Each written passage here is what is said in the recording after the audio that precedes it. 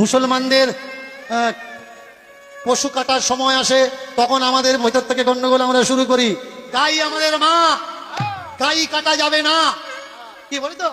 এদিকে হয়তো বলে না, অনেক দিকে আন্দোলন হয় দেখবেন, গরু কাটা যাবে না। আচ্ছা, গরু কাটা যাবে না কেন? গরু আমাদের দেবতা।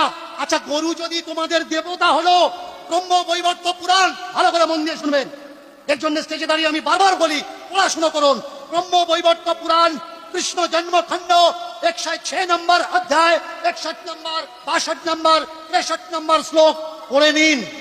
রুক্মিণীর বিবাহের সময় 1 লক্ষ গরু বলি দেওয়া হচ্ছে ভোজন করানোর জন্য। 1 লক্ষ গরু।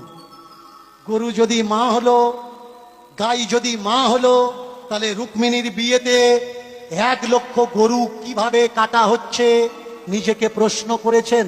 আমাদের ধর্মগুরুদের জিজ্ঞাসা করেছেন যে আমাদের ধর্ম